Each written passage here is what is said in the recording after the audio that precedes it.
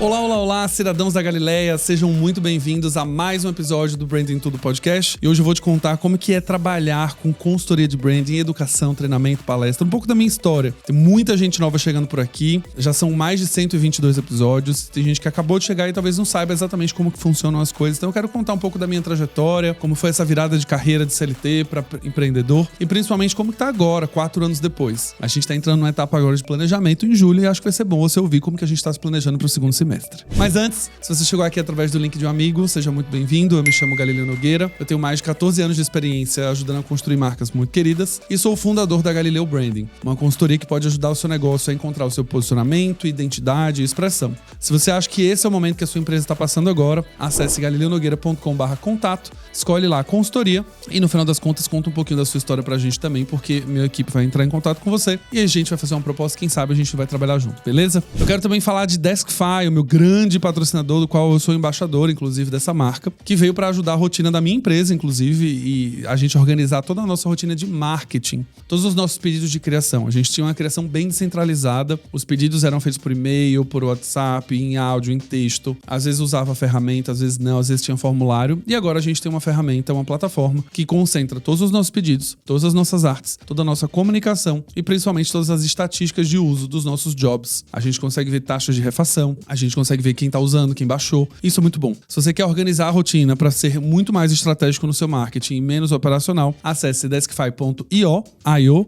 Se você estiver vendo a gente pelo YouTube, só apontar o seu celular para o QR Code que aparece aqui do lado, beleza? Bora ao episódio de hoje. Então vamos lá, gente. A ideia era conversar com vocês um pouco sobre essa trajetória que eu passei. Eu vim até todo na Skin Empreendedora hoje. Você viu a Skin Empreendedora aqui? Eu tô de blazer. Nunca tô de blazer aqui. Eu já vim de blazer aqui, mas hoje eu tô 100% social. Então é muito raro vocês me verem assim. Hoje eu tenho algumas reuniões também com clientes e aí eu aproveitei e já vim direto pro podcast assim. Mas pra quem ainda não entendeu, né, tá me conhecendo agora, acabou de chegar, minha carreira toda foi baseada durante 11 anos em construção de marca. Eu sempre trabalhei nas áreas de marketing, sempre, né, não tenho nenhum outro tipo de trajetória a não ser marketing. A diferença é que eu passei por agência no começo, atendendo as marcas como planejamento estratégico, e depois eu virei cliente, recebendo as agências, mas também como planejamento de marketing, e consequentemente eu fui evoluindo pra branding ao longo do caminho. Então eu passei por algumas empresas. Eu sou de Sergipe, sou de Aracaju, me mudei para São Paulo em 2012. A ideia era vir fazer um MBA aqui de marketing digital e gestão. E aí fazer minha carreira por aqui. São Paulo é o lugar para quem é de publicidade, é o lugar para quem quer trabalhar com branding, é o lugar para quem quer trabalhar com marketing. E também a gente estava falando de uma época que os trabalhos eles eram 100% presenciais. E se você quisesse desenvolver uma carreira 100% em marketing e branding, você tinha que estar no lugar onde as marcas estão. Então Aracaju já tinha trabalhado em alguns lugares, mas em São Paulo é onde estavam as marcas globais, é onde estavam as multinacionais mesmo, que eu queria trabalhar como carreira. Eu passei por algumas empresas, primeiro Integral Médica, de suplemento nutricional, depois eu fui pela Philips, como coordenador de marketing para cuidar de produto, na parte de televisão e monitor. Depois eu fui para Oracle, para cuidar como gerente, agora gerente sênior, cuidando de toda a parte de geração de inbound, lead e construção de marca para servidores, infraestrutura e toda a parte de IaaS e SaaS também. Passei pela Oracle, fiquei um tempo, depois fui para 99 como gerente sênior de branding para cuidar da marca 99 para passageiros, que a gente dividia lá passageiros e motoristas. E por fim, eu já estava começando a ficar cansado do mercado corporativo. Muito chefe, muita gente, muita aprovação, muita politicagem, eu não estava mais curtindo essa dinâmica. E aí não tinha outra opção a não ser ou ir para uma empresa menor, ou virar sócio de alguém, ou de fato começar a empreender. Pra quem já me escuta há bastante tempo, eu já falei isso, né? Eu não tinha nenhuma vontade de empreender. Nunca foi meu sonho ter a minha própria empresa. Eu sempre gostei de carreira mesmo. Sempre gostei de ser promovido, de ter desafios, de ter avaliação de performance no final do ano, de mostrar o meu case. Eu sempre gostei disso. Só que a partir do momento que eu percebi que não dava mais pra continuar nesse sistema corporativo, falei, cara, não tem outra opção. Ou eu vou fazer freelancer, ou eu vou virar consultor, ou eu vou virar, de fato, um criador de conteúdo, dono de uma empresa, o que for, né? Mas eu não posso mais estar dentro da estrutura, como CLT. E aí, antes disso, eu fiz um teste. Eu fui trabalhar com a Natália Arcuri. A Natália me chamou pra fazer um trabalho junto com ela de posicionamento de marca, da marca Me Poupe, em 2020, na realidade 2019. E aí eu fiz um teste. Eu falei, cara, vamos ver como vai ser. Peguei férias da 99, em 2019. Fiz um trabalho durante o final do ano de 30 dias completos, trabalhando lá no escritório, entrevistando funcionários, enfim, fazendo uma sondagem um pouco pra entender como a marca era percebida. Fiz o teste, foi ótimo, amei. E toda a parte de hierarquia foi embora, porque eu apresentei direto pra Natália e ponto, né? né? Então eu tava falando com a fundadora da empresa e falei, bom, acho que é isso aí. Acho que eu encontrei o meu caminho. É esse lugar mesmo que eu quero. Eu quero estar junto com os diretorias, presidências, trazendo o meu melhor como consultor, ou seja, exatamente o que eu acredito, a maneira como eu vejo, a partir das análises, claro, mas a maneira como a gente deve fazer. E eu não vou ter mais medo de ficar falando o que eu quero, eu não vou ter mais medo de falar o que a marca precisa, eu não vou ter medo de falar as verdades, porque agora eu não tô mais disputando nenhum tipo de promoção, eu não tô disputando mais nenhum tipo de movimentação dentro da empresa, eu não tô arriscado a perder o meu bônus se eu falar determinadas verdades. Pelo contrário, a posição de consultor é uma posição em que você é pago para falar as verdades, é pago para fazer um diagnóstico. Então eu me encontrei, falei, bom, é isto, beleza, resolvido, vamos embora. E aí, bom, fiz esse trabalho, voltei, né, das minhas férias, não tinha acabado nada disso. E aí, em janeiro, a Natália veio, me procurou e falou, eu amei o plano que você trouxe, achei a estratégia incrível, mas eu preciso de alguém pra executar. Você não tem ninguém pra indicar? E aí, na época, eu falei, cara, eu vou pensar em algumas pessoas, enfim, né, não sabia ainda exatamente o que eu queria, porque se eu queria realmente seguir uma carreira fora da estrutura CLT, não fazia sentido eu me movimentar pra uma outra empresa pra ser, de novo, liderado por uma pessoa, com bônus, com isso, com aquilo outro. Então eu falei, bom, acho que vou pensar um pouco. Na época, como eu já estava bastante cansado de toda essa estrutura, eu falei, bom, se eu for para Me Poupe, eu vou reportar direto para uma pessoa. Ou seja, minha chateação de muitos níveis de aprovação e muita politicagem não vão acontecer. A politicagem não vai acontecer nesse cargo também, porque eu não tô lá com um monte de gente, uma empresa pequena, 15 funcionários, de diretores eram 4, incluindo eu. Então eu falei, cara, vai ser super tranquilo. E eu reporto direto para a fundadora. Ótimo também, tá tudo certo. E aí resolvi aceitar esse desafio. Fiquei lá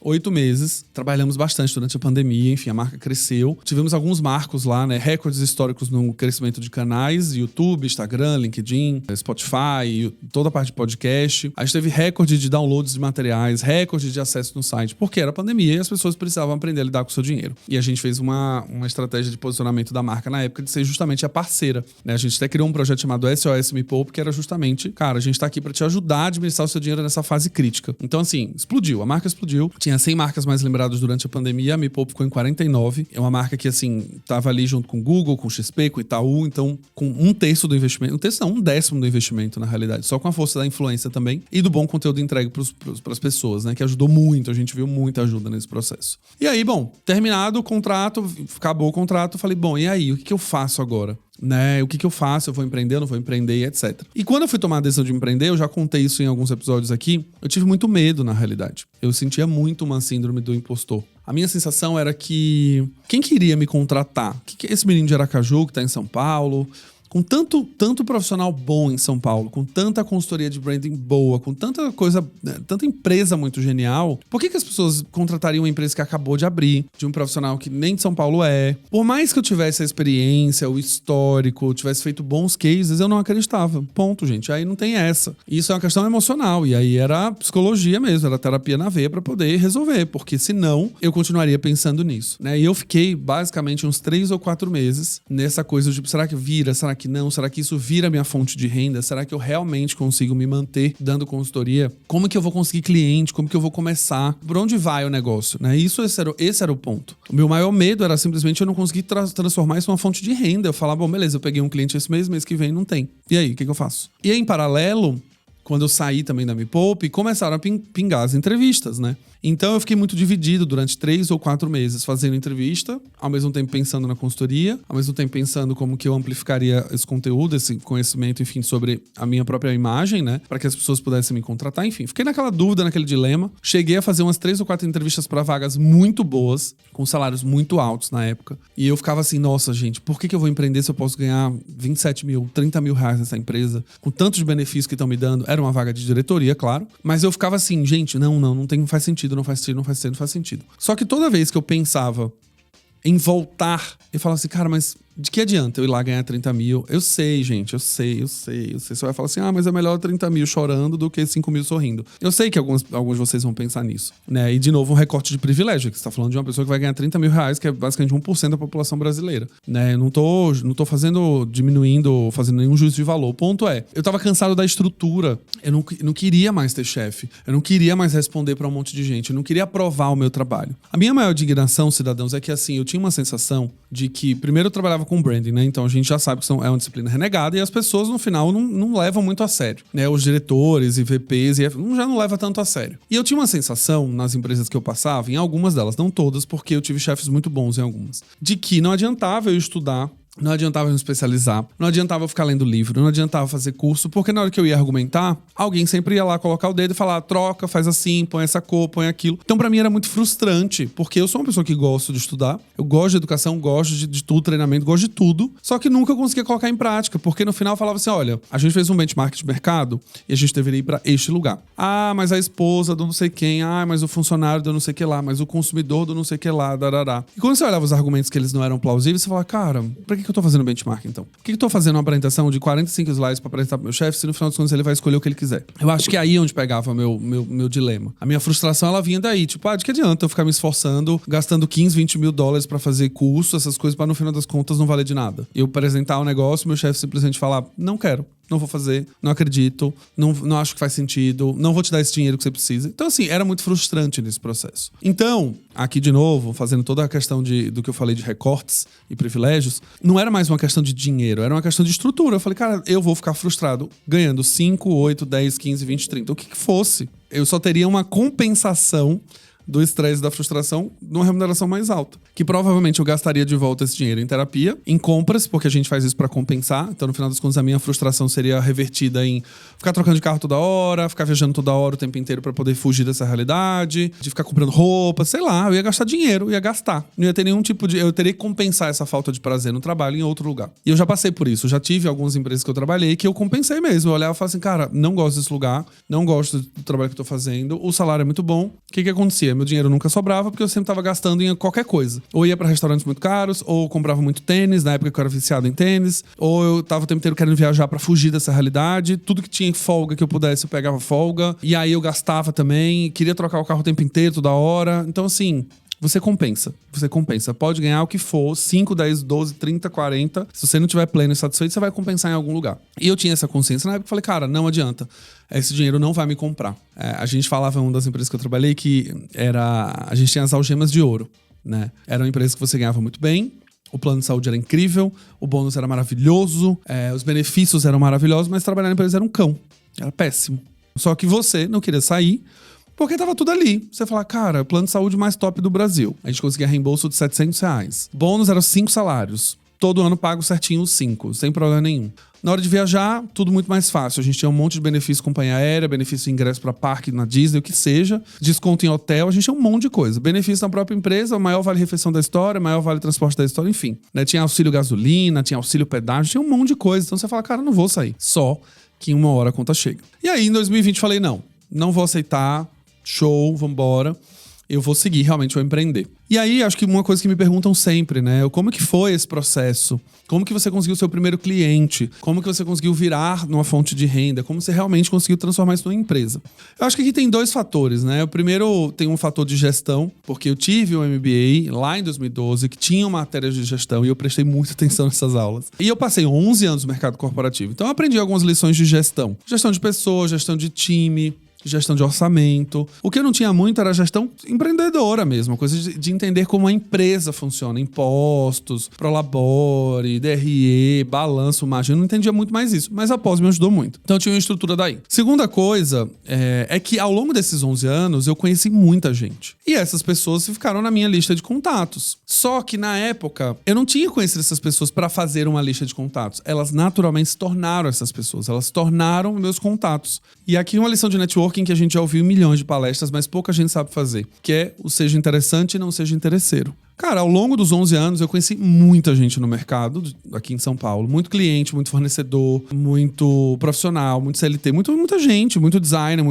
conheci essas pessoas. E eu genuinamente me relacionava com essas pessoas para me conectar com elas. Então eu tive muitos amigos que eram fornecedores, eu tive muitos clientes que eram fornecedores, eu tive muitos clientes nas próprias empresas, muitos fornecedores que no final das contas extrapolavam essa relação de fornecedor, e às vezes a gente tinha um happy hour uma vez a cada 15, a gente tinha uma vez por mês pelo menos um ritual de encontro. Eu estava desenvolvendo essas relações de qualidade. Mal sabia eu que 11 anos depois essas relações iriam continuar vingando, e eram elas que seriam as grandes aberturas de porta nesse processo. Então, no final, eu já tinha uma rede, só que agora eu precisava usar essa rede a meu favor. E eu acho que uma terceira coisa também, que eu já falei isso em alguns episódios, é que quando eu fui começar a empreender, eu já tinha uma reserva de emergência porque eu trabalhei na Me Poupe. Eu aprendi sobre isso ao longo do tempo. E eu fiquei no ano pandêmico. Então, basicamente, os meses que eu trabalhei lá, eu juntei quase todo o salário. Eu tinha os gastos básicos, né? Aluguel, condomínio, comida, sabe? Seguro do carro que eu tinha, mas ainda assim, pausei, essas coisas. Mas eu não tinha mais os gastos de saída, balada, bebida, roupa, viagem. Não tinha mais isso. Então, eu juntei muito dinheiro. Então, quando eu fui abrir a empresa, eu já tinha uma reserva financeira para ficar 1 ano e meio sem trabalho. Então, isso te dá uma paz muito tranquila. Porque se não pintar cliente mês que vem, tá tudo bem. Se não pintar cliente esse mês, tá tudo bem. Se você não conseguir fechar esses negócios do jeito que você imaginou, às vezes você teria que... né, o meu custo de vida em São Paulo é 10. Eu precisava fechar um projeto de 12 para poder descontar o imposto e eu ficar com 10, sei lá. E às vezes você só pegava projeto de 5, de 3... 3,5, e aí você fala, e agora, o que eu faço? Então, quando você tem a reserva de emergência, você fica muito mais tranquilo. E aí, gente, eu abri a empresa, a Galileu Brand, que na época não se chamava Galileu Brand, porque eu tinha muito receio de colocar meu nome nas coisas, e eu achava feio, eu achava brega, sei lá, não gostava.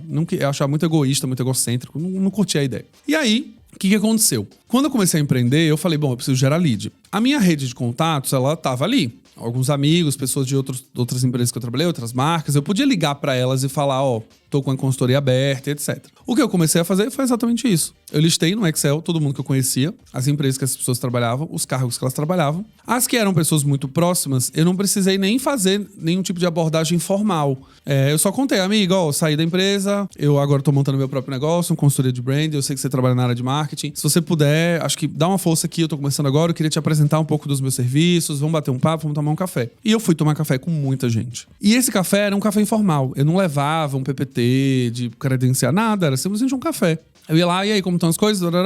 Deixa eu te falar, então, minha empresa está fazendo isso. Cara, se você souber de alguma coisa, me fala. Mas a conversa desse café era muito mais para atualizar tudo que aconteceu no tempo que eu não via essa pessoa, como é que tava a empresa, como estava a carreira dessa pessoa. Enfim, é ser interessante. E ter interesse, inclusive, em conhecer e se conectar com as pessoas. Acho que o maior erro das pessoas hoje, principalmente o que eu vejo, assim, são pessoas que elas não sabem se conectar com pessoas. Elas sabem manter uma relação. E aí, tudo bem? Tudo bom. E você? Tudo bem. E aí, como tá o trabalho? O trabalho tá bom. E você? Tá bom, tá bem. O que fez na semana? Fiz isso, fiz aquilo. E você? Fiz isso. Acabou. Não existe um menor interesse em saber mais. Não existe a menor conexão emocional com essas pessoas. É simplesmente uma coisa meio de praxe. Então, tomei café com todas essas pessoas e algumas delas não viraram nada. Tipo, outras até viraram uma proposta, mas de cliente mesmo não virou nada, né? E eu pensei, bom, eu preciso então agora entender como vou gerar leads para essa consultoria. E aí eu comecei a desenhar o que hoje vocês veem 4 anos depois pronto, mas era o triângulo de geração de leads, digamos assim, né? Eu precisava então ter uma produção de conteúdo, primeiro, né? Eu precisava produzir conteúdo para construir a autoridade. Então, quanto mais conteúdo eu produzo, mais as pessoas entendem a minha técnica e sabem como eu me comporto e sabem como eu enxergo o trabalho. E com quanto mais autoridade eu faço, mais leads eles vão ser gerados com base no que eu mostro no meu conteúdo e na autoridade que eu tenho, basicamente com a experiência. Então, a tríade era o conteúdo, a autoridade e a experiência. Eu precisava ter esses 3 sempre equilibrados. A experiência eu preciso continuar estudando, o conteúdo eu precisava ficar gerando o tempo inteiro e a autoridade precisava me posicionar através do conteúdo que eu criava, basicamente. Quando eu percebi que quanto mais conteúdo eu gero, mais autoridade eu gero e mais pessoas vão me procurar, eu entendi que era daqui que começariam os meus principais clientes. Então eu comecei a criar conteúdo em 2020, só que na realidade eu já criava em 2019 alguns conteúdos muito leves, assim, de comentários de campanhas em stories, quando saía algum tipo de ação de branding, o que eu faço hoje, só que de uma maneira muito tímida, né, 4 anos atrás. Então eu comecei a criar esses conteúdos, fui vendo esses conteúdos, etc. Só que eu falei, cara, e agora? E quando eu não tenho cliente, eu faço o quê? Eu tô criando conteúdo, legal, mas e aí? O que eu faço quando não tem cliente? O que eu faço pra... Tudo bem, a gente tá gerando lead, mas e qual outra fonte de renda? E isso é uma das coisas que eu aprendi também na época que eu estudei educação financeira. A gente nunca depositar a fonte de renda num único lugar, a gente diversificar as nossas fontes para que essas fontes se alimentem entre si, né? Não tem cliente de consultoria, mas tem essa fonte de renda 1, fonte de renda 2 que podem me ajudar a me manter enquanto a consultoria não tá andando ainda sozinha. E foi aí que eu, tomando banho, pensei, fiz, cara, o que eu posso fazer, posso fazer? Eu falei, bom, tem uma coisa legal aí pra ser feita, que é educação. E aí eu pensei, eu não lembro nesses 11 anos de carreira ter feito um curso de branding em si. Eu lembro de ter lido livros, eu lembro de ter ido pra palestra, mas curso eu não lembro. E aí, aqui aconteceu uma coisa bem interessante. Na época, eu comecei a pensar nisso. Falei, cara, não tem curso.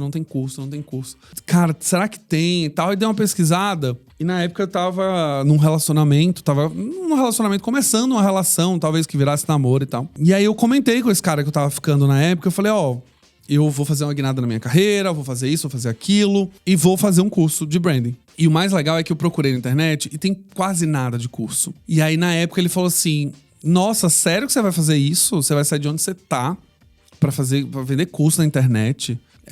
E outra coisa, assim, você falou que não tem curso de branding.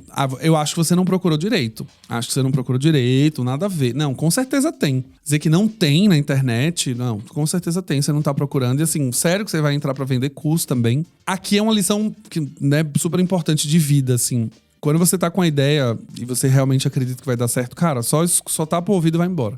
Primeiro que era uma pessoa que eu tava conhecendo, então não fazia o menor sentido também dar todo o crédito pra ela. Mas é uma pessoa que poderia ter me afundado, ela poderia ter destruído uma ideia naquele momento. Então eu saí dessa relação assim, ó, como o diabo foge da cruz. Falei, Deus me defenda ficar com alguém que eu tô compartilhando uma vontade, um sonho, e a pessoa simplesmente falar, ai, sério que você vai fazer isso? Ai, nada a ver que você vai fazer isso, etc. Quando deu certo, essa pessoa reapareceu falando, nossa, admiro você pela coragem. Nossa, você deu uma virada na sua vida. Eu lembro na época que você tava conversando, querendo fazer isso. Eu lembro quando você me contou. E aí eu, tipo assim, né, eu quase assim, mandei um aqui pra você, porque eu falei, agora você vem pagar de bonito, sabe? Não faz o menor sentido. Mas enfim, tirando essa parte emocional, aqui uma lição meio coach de tipo, cara, isola esses pensamentos. Realmente dá ouvido a quem de fato você precisa dar ouvido. Pessoas que te conhecem há muitos anos, talvez sua família, dependendo da pessoa que vai te falar também. Avalia com critério a pessoa que tá te dando uma sugestão, um comentário, um feedback, o que seja, pra ver se faz sentido.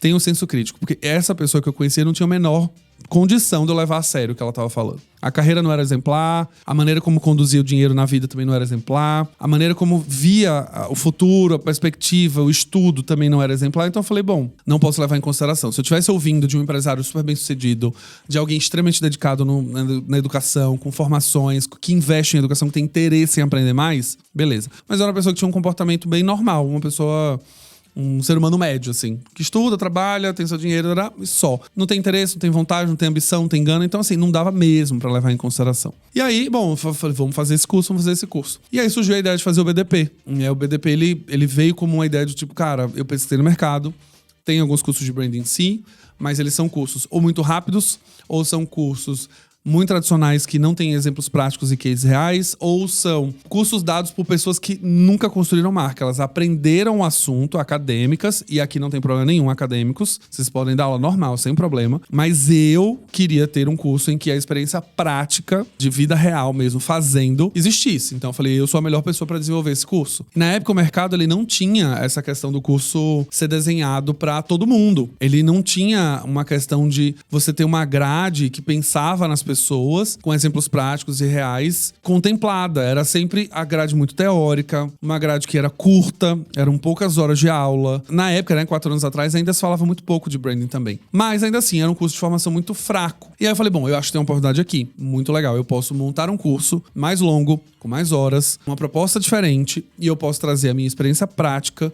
E eu preciso ter cases reais, eu preciso ter aulas baseadas nas coisas que eu vivi. Porque não só eu construí a marca, mas eu gerenciei algumas marcas. Então eu tinha experiência de empresa familiar, experiência de empresa multinacional, experiência de tecnologia, experiência de conteúdo na internet. Tinha muita experiência. Eu falei, cara, isso dá pra virar um curso, isso vai ser muito legal. E aí eu falei, vambora, vamos fazer isso. Dispensei o boy lá que tava conhecendo, falei, tchau, eu vou tocar minha vida. E fui tocar. Na época, a gente tava no meio da pandemia, e tava numa coisa meio abre, fecha, né? 2021. Passou, não passou, tá retomando, não tá, enfim. Aquela história depois da vacina também, enfim. E aí eu falei, bom, e agora o que eu faço, né? Porque eu preciso ganhar dinheiro. Não dá pra esperar os estúdios reabrirem, porque ainda estavam fechados. E não pintou cliente nenhum agora. Então o meu primeiro cliente, ele veio em 2020 mesmo. Quando eu terminei o contrato com a Me Poupe, um amigo me ligou. Falou, tem um projeto aqui, você tá fazendo freela? Falei, não só tô fazendo freela, como essa é a minha atividade principal a partir de agora. Então assim, me liga sempre. Me indicou pra ele, fiz um trabalho de 1 mês e meio. Uma pessoa que tava dentro do projeto tinha um outro projeto, me chamou, falou, vem pra cá, porque eu acho que eu vou precisar de você pra esse outro projeto também. Tocamos esse outro projeto, seguimos, tudo certo também, nada demais, né? O projeto terminou, acabou, e eu fiquei sem nenhum projeto, nenhuma perspectiva. Ainda tava engrenando na produção de conteúdo, então eu falei, beleza, vamos produzindo, uma hora vai pintar algum projeto daqui, e comecei a pensar em educação. Quando eu formatei, né, eu contratei uma gerente de produto, Nazão.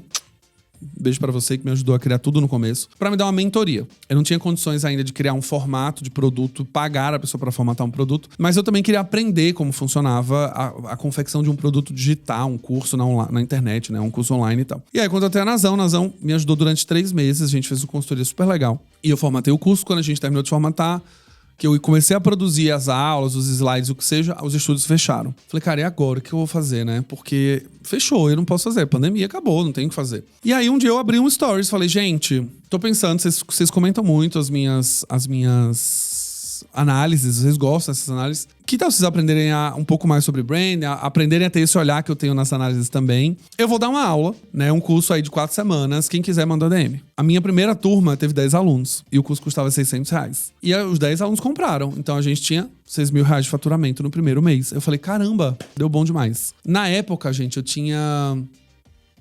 2.700 seguidores, 3.000. Então aqui foi a primeira lição. Número de seguidor não importa. Se você tiver os seguidores certos e você conseguir construir a sua marca junto com eles, eles vão comprar. Não precisa ter 10.000 seguidores para gerar um funil de só 5 pessoas comprarem. Não, eu tinha 3.000 seguidores, 10 pessoas foram lá e compraram. E aí eu fui dar aula online. Toda segunda-feira eu dava aula online, normal. No Zoom, abria o Zoom, dava aula, tava com o material todo pronto. E na época eu tava bem resistente, porque eu queria muito lançar já gravado. Eu falei, cara, eu quero que as pessoas assistam gravado, não quero dar aula. Mas eu tava impossibilitado. E aí vem uma segunda lição aqui de empreendedorismo, que é, cara, você tem que dançar conforme a música. O estúdio não tava reabrindo, você precisava gerar dinheiro, o produto tava pronto, o que você tem que fazer? Ah, bota a cara no sol e vai embora. Então eu falei, vou dar aula ao vivo mesmo, toda segunda-feira. Ah, é cansativo, não sei o que, não importa. Eu não quero fazer, então eu tenho que fazer. E aí a gente teve primeira turma do BDP, primeira e segunda turma do BDP rolaram, a primeira teve 10 alunos, a segunda teve 6, e foi no intervalo de 1 mês e meio, entre uma e outra, né? Terminou o primeiro curso, passou 2 semanas, abriu de novo. Então eu falei, putz, tem um negócio aí. Então a gente já tinha na empresa 3 fontes, né? Eu tinha educação, que eram os cursos, eu tinha a consultoria, que rendia dinheiro uma vez ou outra, o curso rendia dinheiro quando tinha turma aberta, e a parte de conteúdo, ela não rendia dinheiro, ela não se monetizava, eu não tinha publi, eu não fazia nada disso, porque eu sou muito nichado, então não tem como fazer publi de branding, é muito raro a pessoa me contratar pra fazer um publi de branding. No máximo ela tem uma contratação de um publi, de um manual de marca, como eu fiz na Votorantim, comentando um rebrand, essas coisas, mas nada demais também. E aí, beleza. Seguimos, falei, bom, o conteúdo não rende dinheiro, mas ele rende lead, ele rende aluno, né? Então, o conteúdo, ele estava ali no centro da estratégia, rendendo aluno pro lado direito e cliente pro lado esquerdo. Nesse processo, alguns clientes foram entrando em contato já.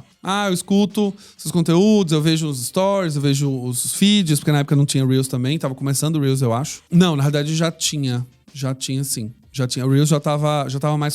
Tava começando o Reels. Ainda tava no meio da consolidação, eu acho. Falei, bom, é isso. Então eu tenho que continuar produzindo conteúdo. Esse conteúdo vai me ajudar a abrir turma. Esse conteúdo vai me ajudar a trazer lead. Mas por agora, é isso. E aí eu fui administrando, né? E como eu tava sozinho na empresa, eu fazia tudo sozinho, eu falei, bom, a primeira turma deu 6.000, o lucro é 5.500. Porque eu pagaria os impostos ali de uma empresa simples, bem pequenininha. E o resto foi tudo pra mim. Então eu não preciso contratar ninguém, caiu o dinheiro líquido. Foi a primeira vez que, né, acho que foram 6 meses quando eu tava... Entre o tempo que eu abri a empresa, de fato, eu consegui pagar meu custo de vida sem precisar tirar da minha reserva. Foram 6 meses depois. Depois de 6 meses, é que o dinheiro que eu ganhava, pagava realmente meu aluguel, meu condomínio, academia, celular, etc, internet, etc. E aí passaram 6 meses, falei, bom, beleza, show de bola. Eu tenho uma oportunidade na mão aí. A pandemia ainda estava começando a abrandar e tudo mais. Falei, agora eu vou gravar. Gravei o BDP imersão inteiro. Deu um super pau. Depois eu vou fazer um episódio só pra contar isso. Deu tudo errado. Gente, pensa num negócio. Nossa, pensa num estresse, assim. Gente, pensa num estresse. Foi péssimo. Péssimo, assim. Foi, tipo, insano de gravação. 2 diárias, 12 horas no estúdio, cansado, gravando de manhã e de tarde, durante 2 dias. A gravação deu errado, a lente estava sem foco, eu tive que gravar tudo de novo. Foi esse caos. Depois eu conto sobre isso. Gravei. A turma 3, ela já teve 58 alunos. Por quê? Porque agora era gravado. E aí agora não tinha mais essa limitação de ter poucos alunos dentro de uma sala do Zoom, né? Do Meets e tudo mais. Então a gente saiu de 10, 6 e 58. Então eu falei, bom, agora a gente tem um negócio. Agora a gente tem uma coisa. Só que até aí, isso aqui a gente tá falando de final de 2021 e início de 2022, eu ainda não palestrava. Eu não tinha palestra. E eu pensava assim, cara, como que eu entro nesse segmento de palestrante? Porque eu vi uma galera palestrando e a gente tem uma certa ilusão de que palestra é o dinheiro fácil, né? Do tipo assim, se a pessoa me pagar 5.000 pra falar 1 hora embora, ganhei muito dinheiro muito rápido. Só que você tem algumas coisas a serem feitas, né? Você tem um custo enorme antes para construir imagem, para que a pessoa te chame para palestrar. Você tem os slides que você tem que montar, né? Dependendo do cliente que te contrata, você vai ter palestra customizada que você fez para aquele cliente, ou você tem uma palestra de balcão ali, de prateleira, que a pessoa só quer que você fale desse tema e vambora. Além disso, você tem um custo de tempo, né? Quando você vai palestrar numa cidade, a depender se não for a cidade que você mora, você vai pegar um avião, você vai para lá, aí você vai chegar um dia antes, aí a palestra é de manhã, aí você pega um avião, aí você volta. Então foram 2 dias de trabalho que você não trabalhou, 2 dias que você não viu sua empresa, 2 dias que você não produziu conteúdo, enfim. Que você tem que se organizar antes de sair para uma palestra. Então tem toda uma complexidade. E aí uma coisa que vocês me perguntam também, como começou essa história de palestra? A palestra, gente, é consequência do conteúdo. Quando eu fui construindo conteúdo, as pessoas foram vendo a forma que eu ensino, a didática, a minha linguagem, a maneira como eu trago exemplo e a maneira como eu torno o branding muito fácil de ser entendido. A gente teve o primeiro que falou assim, eu acho que daria pra ele palestrar sobre esse assunto. Então eu fui lá e palestrei. Eu tô contando isso pra vocês de uma maneira meio organizada, mas tudo aconteceu ao mesmo tempo. Então aqui é uma coisa também legal, acho que uma terceira lição desse episódio, é que na vida empreendedora as coisas não são necessariamente lineares. Quando eu abri a empresa, eu abri pensando em consultoria, eu não abri pensando em educação. No meio do caminho eu pensei e falei, cara, eu poderia ensinar o que eu sei porque eu não tô encontrando cursos na internet. Tem uma oportunidade, vou arriscar, vamos ver como que é. Quando a gente começa a fazer palestra, por exemplo, eu falo a gente porque eu tô falando na empresa hoje que tem 11 pessoas, né? Quando eu tô falando de fazer palestra, eu tô falando no momento que assim, eu tava construindo conteúdo, fazendo os meus cursos, dando as minhas aulas e pingou palestra. Oi, você também é palestrante? E aí na hora eu falava assim, cara, eu sou professor, eu sou dono de uma empresa. Durante o tempo que eu passei nas empresas, eu fazia muitas apresentações no palco, de projeto, de resultado, apresentação em reunião, apresentação em evento, mas eu não me considerava um palestrante. Mas o que eu fiz? Dou palestra assim, vambora, vamos fazer. Claro que eu vou fazer. Sua empresa tem cadastro, não sei o que lá, do sindicato? Tem, vamos fazer. A linearidade, e a gente escuta às vezes esses cases de internet, né? Parece que a história foi desenhadinha, bonitinha, mega planejada. Na realidade, a construção ela é totalmente desalinhada, porque as coisas simplesmente vão acontecendo e você tem que ficar muito atento como empreendedor nesses movimentos. Aqui a gente teve movimentos lineares que eu tô contando que tudo construiu pro lugar que eu quero hoje, 4 anos depois, né? Então eu fui, dei consultoria, depois eu criei o BDP, depois eu virei palestrante, podcast e tal. Mas ao longo do caminho rolaram vários tropeços também. Então vários momentos eu era chamado, por exemplo, a sua agência faz rede social? A sua agência faz régua de e-mail marketing? A sua agência faz compra de mídia? A sua agência faz tráfego pago? E na hora ali, dá vontade de você falar, faço tudo, conheço, sei. Mesmo que você não faça, porque você não quer perder o negócio. E aqui volta para a lição que eu falei em relação a ter uma reserva financeira. Eu sabia que eu precisava manter um foco. Eu queria abrir uma consultoria de branding para vender estratégias de branding, ponto. Eu não queria ser uma consultoria para criar identidade visual. Uma pessoa tá criando uma empresa agora, queria alguém para fazer o logo. Isso é um designer, isso é um estúdio de design, não é comigo. Mas você não pode fazer a plataforma da marca e o logo? Posso. Mas a branding é um negócio que eu já entendia. Era difícil com um pequeno empreendedor, como o negócio não fazia sentido. Então eu já queria, desde o início, mirar em médias e grandes empresas. Então você vai desenhando ao longo do caminho e você vai percebendo. Então, quando eu recebi a minha primeira proposta de a sua agência faz conteúdo para rede social, eu fiquei tentado e depois falei, não faz. Eu posso te indicar alguém, mas eu não faço. É uma linearidade, poderia me desvirtuar ali do caminho, né? Uma falta de linearidade. Em algum momento, a gente começou a construir para algumas marcas. E a campanha de lançamento da marca nova, você faz a campanha também? Não, porque a gente não é uma agência de publicidade. Mas eu poderia ter mudado tudo isso, né? Ao longo do caminho, eu fui descobrindo várias coisas na hora de fazer contratação de pessoas, modalidade, como elas são, sindicato, se paga, quanto que se paga, se filia, estagiário, como você faz pra trazer. Você vai...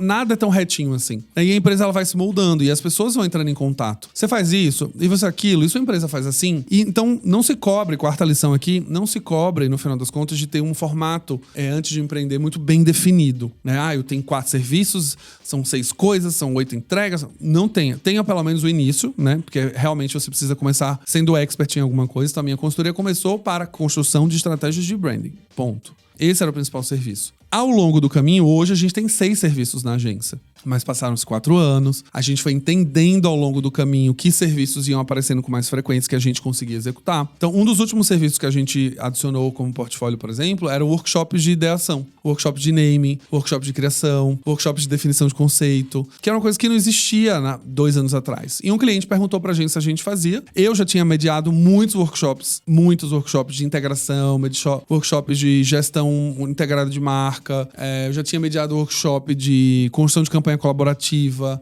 eu já tinha mediado workshop de mensuração de resultados de branding em cada região. Eu já tinha, mas eu nunca tinha pensado em virar um serviço. E aí, em um dado momento, o cliente falou, não, queria só workshop para você ajudar a gente a ter ideias. Eu falei, bora aí, vamos fazer. Fizemos, isso virou um serviço, hoje a gente vende para outros clientes. Então, pensem que o negócio ele vai acontecendo. O que você tem que ter em mente, e é o que eu sempre falo nas aulas, é o que eu sempre converso com vocês, o que vocês têm que ter em mente é que eu tinha uma plataforma de marca muito clara desde o início. Eu sabia que eu queria ser uma consultoria de branding, eu sabia que eu tava ali para oferecer estratégia, eu sabia que eu não queria sair desse foco, eu sabia o tom de voz, eu sabia o meu atributo, didática, facilidade de transformar o assunto que é complexo em simples, a experiência que eu tinha passado em autoridade em multinacional, nacional, tecnologia familiar grande, eu sabia de tudo isso. Isso me impediu de tomar decisões equivocadas ao longo do processo, ao longo do caminho, de, vamos por aqui, ou vende esse serviço aqui, ou faz aqui, o que não constrói para a marca original. Então eu já sabia disso desde o dia 1. Claro, eu trabalho com construção de marca, eu vendo construção de marca, então para a minha própria marca eu precisava ter isso muito claro. Só que ao longo do caminho, você vai vendo algumas demandas, como por exemplo, o posicionamento de marca é um negócio que eu basicamente só faço isso hoje na consultoria. Posicionamento.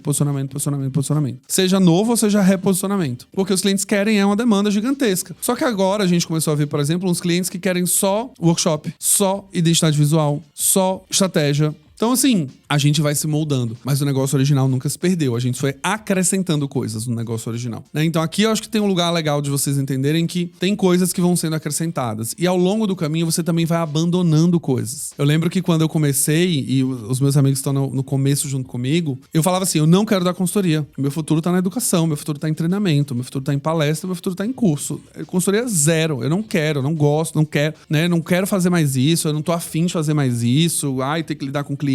Na minha cabeça era isso, lá em 2020. Quando entrou o primeiro cliente, entrou um segundo, eu falei, será mesmo que eu vou ficar só em educação? Será que não valeria a pena ter pelo menos um braço aí, uma divisão, né, uma unidade de negócio que tenha também consultoria? Será que eu não posso treinar a pessoa e aí eu trago uma equipe pra ficar na consultoria, pra eu sair do front, pra eu realmente fazer educação? Então, somente vai se expandindo ao longo do caminho. Mas o mais importante você lembrar aqui, gente, quando a gente tá falando sobre construção de marca e empresa, né, eu acho que ao longo desses últimos 4 anos, eu tinha muito claro o que a marca deveria se tornar, muito claro os territórios que a gente deveria navegar, os valores que a gente deveria navegar. E é por isso que a construção de marca aconteceu de maneira muito bem sucedida ao longo desses últimos 4 anos. Quando a gente fala de Galileu Branding, a gente hoje está ganhando concorrências, né, 3, 4 anos depois de ter a consultoria de fato como centro do negócio, concorrências com grandes agências, com grandes players muito respeitados de mercado. A gente está sendo considerado para fazer trabalhos para marcas muito grandes. Então, assim, houve uma construção correta dentro da plataforma, focada em construir o que eu realmente quero construir, como imagem, como valores, como atributos. As pessoas entendem os nossos atributos como empresa. Então, assim, mantenha-se fiel a isso. Faça o negócio acontecer.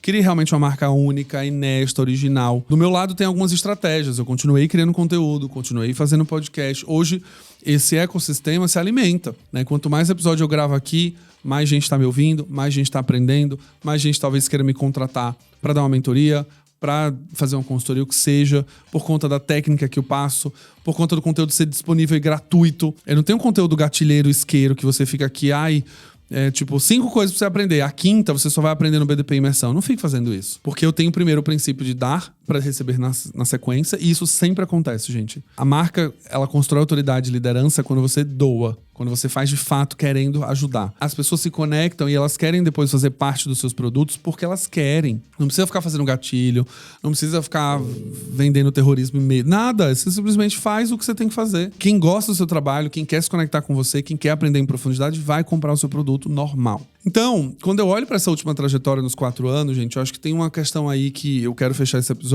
mostrando para vocês que não existe essa linearidade. As coisas vão acontecendo. A gente passa por momentos de altos e baixos o tempo inteiro. A gente é uma empresa. Eu tô administrando uma empresa há 4 anos. Sou um publicitário que administra uma empresa. Eu já falei isso algumas vezes. Então, em alguns momentos eu tomo decisões erradas. Em alguns momentos eu preciso cancelar, tomar multa de alguns contratos que eu não consegui. Contrato de locação de espaço. Nossa, assim, acabei de tomar uma multa por conta disso. A gente queria ir pra um lugar, fechou esse lugar pra fazer um evento. No final a gente falou, putz, acho que não é bem esse lugar, talvez seja outro. Eu podia ter passado mais 2 dias pra assinar o contrato. Assinei na pressa, quando chegou na hora de ir embora, eu falei, puta, a gente viu esse lugar aqui que era muito mais legal do que esse. Por que eu assinei aquele contrato 2 dias atrás? Agora eu vou ter que arcar com consequência. E este é o desafio de empreender. É você viver encarando as consequências o tempo inteiro das suas decisões. Sejam para o bem ou sejam para o mal. A lição para construir marca é sempre a mesma. Tenha muito em mente o que você quer, o que a sua marca significa, os valores, territórios, causas, tudo, e construir em cima disso. Eu sou a prova viva, eu saí de alguém que tinha 2.300 seguidores para alguém que hoje tem 67 mil. E não só pelo número, mas hoje tem uma Luísa Helena Trajano, que já ouviu o Branding Tudo Podcast, um Caíto Maia, que já ouviu o Branding Tudo Podcast. As marcas multinacionais que a gente tem trabalhado, globais, a gente fechou 2 agora. Né? A gente atende uma empresa com sede em São Francisco, uma empresa com sede no México. Minha equipe incrivelmente bem formatada, trabalhando comigo já há muito tempo, 2, 3 anos. Passamos por vários formatos também. A maneira como esse podcast alcança as pessoas, eu fico de choque, assim. Toda vez que a gente conversa com aluno, com cliente, com fornecedor,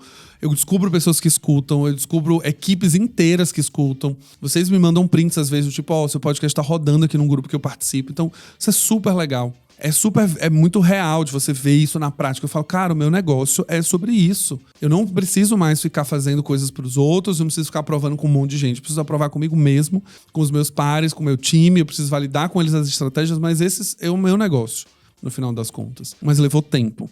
Eu ensino isso nas aulas. Leva tempo, gente. A empresa começou a ganhar atração no ano 4. Tração mesmo, de contratação, de trazer gente, de volume de dinheiro. Começou a ganhar atração agora, 4 anos depois. Mas a gente não poupou esforços desde o dia 1 até o ano 4 de fato, construir conteúdo de relevância, de qualidade, com conteúdo bom, ético, com transparência, com responsabilidade. De fato, construir essa relação com vocês que me escutam aqui, honesta. A gente fez uma pesquisa qualitativa, um parênteses aqui rapidinho. A gente fez uma pesquisa Quali-Quant, né, com o Instituto de Pesquisa, para saber um pouco mais sobre a minha imagem em relação a vocês, em relação ao mercado e tal. E uma das coisas mais curiosas que apareceram nas pesquisas, principalmente nas qualitativas, né, é que todos vocês me chamam de Gali. Gali é um apelido carinhoso, que boa parte dos meus amigos me chamam, né, Gali, Gales. E vocês me chamam assim.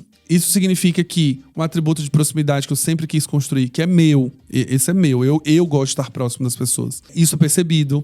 A maneira como eu me relaciono com vocês no dia a dia, nos stories, no channel, aqui no podcast, tem essa sensação de intimidade. Os feedbacks que eu recebo de podcast são esses. Eu escuto parecendo que você é meu amigo. Eu gostaria muito de sair pra tomar um cerveja com você, deve ser muito legal. Então isso é muito bacana, saber que tudo isso foi construído do zero. Então se você tem vontade de dar uma guinada na sua carreira, de mudar, entenda alguns desses passos, escute esse episódio, entenda que não é fácil. Outubro, novembro e dezembro do ano passado foram meses muito difíceis. Eu precisei fazer desligamentos, eu precisei enxugar algumas coisas. Então não existe essa linearidade da internet que todo mundo te conta que é lindo, maravilhoso. Tem momentos bem difíceis. A gente precisou criar produtos novos, a gente precisou mudar um pouco do meu tom de voz. Muita coisa mudou ao longo do caminho para que a empresa continuasse crescendo e continuasse ajudando as pessoas a se qualificarem e ajudando as marcas a encontrar seu posicionamento. Então eu quis compartilhar um pouco da minha história nesse episódio com vocês. Espero que vocês tenham gostado. Se vocês quiserem que eu comente mais alguma coisa, deixa aqui nos comentários do YouTube ou deixa no comentário no Spotify. Se vocês querem que eu entre num detalhe sobre liderança, um detalhe sobre gestão, um detalhe sobre finanças e eu conte um pouco dos meus perrengues também, um episódio só sobre perrengue, que aí eu tenho um monte pra contar, beleza? Um abraço, vejo vocês no próximo Branding Tudo Podcast e não esqueça, 5 estrelinhas no seu player favorito pra ajudar a gente a subir nesses charts, tal qual a Anitta, e mandar pra pelo menos 3 pessoas que estão pensando em abrir uma consultoria de branding ou querem empreender e não sabem, querem ouvir histórias um pouco mais reais e menos fantasiosas, tá bom? Manda pra 3 pessoas e a gente se vê. Um abraço e vejo vocês em breve.